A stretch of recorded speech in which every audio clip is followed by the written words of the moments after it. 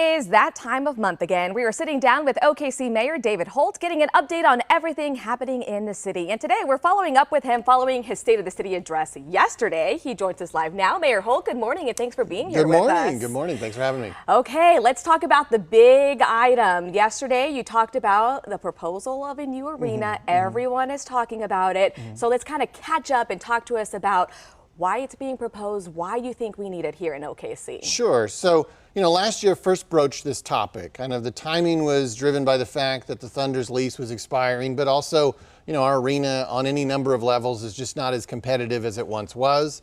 And so yesterday was a moment to kind of push that conversation even farther forward. There is a greater sense of urgency. We're actually now outside of a long-term lease with the Thunder. That expired in May.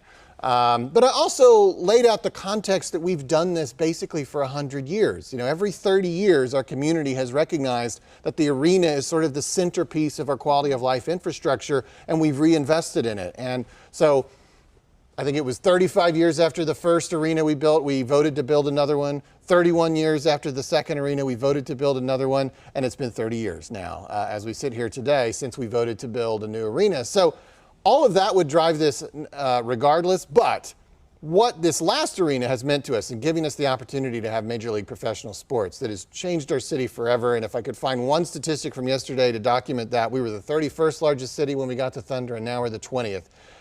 That brand, that identity, that elevation into the top tier of American cities has changed everything about life in Oklahoma City. And we don't want to lose that. And, we're only in a short-term lease just to have this conversation. Our arena is the smallest in the NBA by square footage. It's the second cheapest. It has a lot of deficiencies. It's time to upgrade. It's time to have a modern NBA arena.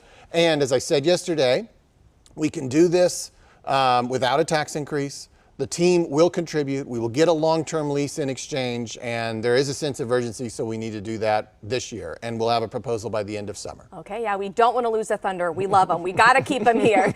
Okay, let's talk about quality of life improvements. I know that there has been so much going on over the past year. Kind of highlight some of the bigger ones that have recently happened, important ones that we need to highlight. Gosh, well, I did this yesterday, so it is a little fresh, but, obviously one really exciting thing that happened just in the last week is the opening of the Willa D. Johnson Rec Center in Northeast OKC near MLK and Northeast 10th. This is an almost $20 million project. It's our first rec center to open in the last 40 years. Another example of people's investments in our city, our voters' commitment to investing in ourselves. This passed in 2017. Just a couple of weeks before that, I cut the ribbon on the new refurbishment of the Civic Center Music Hall, another 2017 project. Last month we enjoyed the Women's College World Series played in a revitalized stadium. That was another vote that happened in 2017.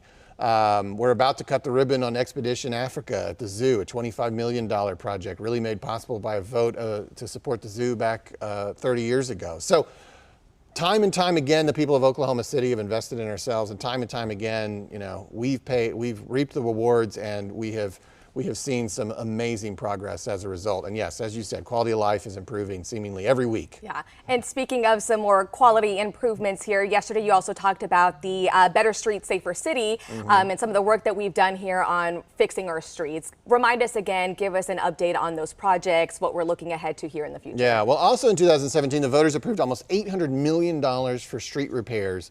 Look, we're one of the 5 largest cities in the United States by land mass. We're 620 square miles. You can fit 10 Bostons inside the city limits of Oklahoma City. So we have a lot of core infrastructure to keep up with. That's why Better Streets, Safer City, that $800 commitment to streets was really important. And we are definitely moving the quality of our streets. And we measure this. I mean, it's scientific. We have elevated the quality of our streets in a more dramatic fashion thanks to this initiative than I think we've ever seen before. And as I said yesterday, we have 430 projects that are either completed, in process, or planned as a result of that initiative. So it's still ongoing. That is a lot. OKC continues to grow. You've talked about our population growth.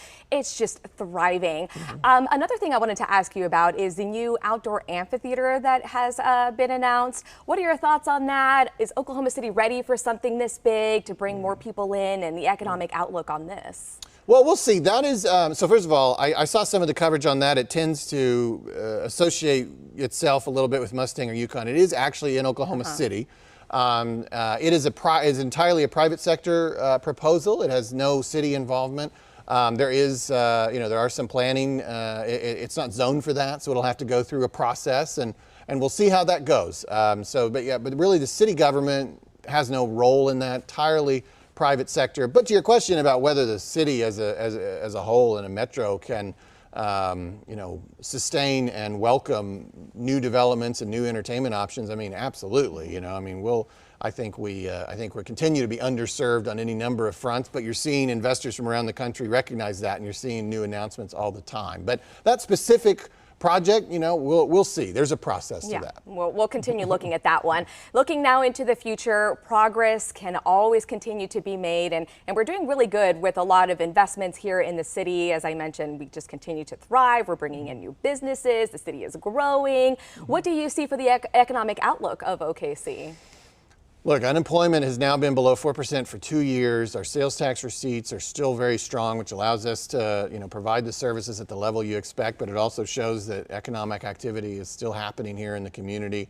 As we've discussed, population growth still seems to be strong. That's bringing, new people and new dollars into our city.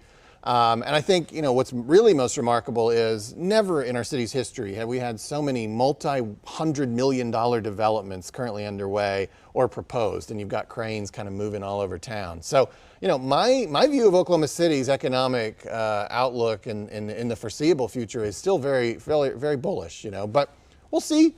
Sometimes you get buffeted by national and international trends and recessions, and you have to tighten your belt a little bit. But right now, it is hard to be anything but optimistic about Oklahoma City's economic future. But I'd say if you want to sustain that sort of momentum, we gotta pass this vote later this year, because that identity that being a major league city has brought us has been critical to that economic growth. Okay, good to know. So we talked a little bit about some of your State of the City address yesterday, kind of just recapping for anyone who maybe missed some of the big topics here. But before you go, I have a really hard question for you. Sure. I hope you're ready. Barbenheimer, are you getting in on the craze? No. I don't think so. I guess we'll have to debate internally in the family whether we're seeing any of these movies, but we're still a little behind. We still need to go see Mission Impossible. Okay, just wanted to check in, see which one you were getting in on. All right. Mayor Holt, thank you so much for coming in, and we'll see you again next month. All right, thank you. Thanks, guys. We'll be right back.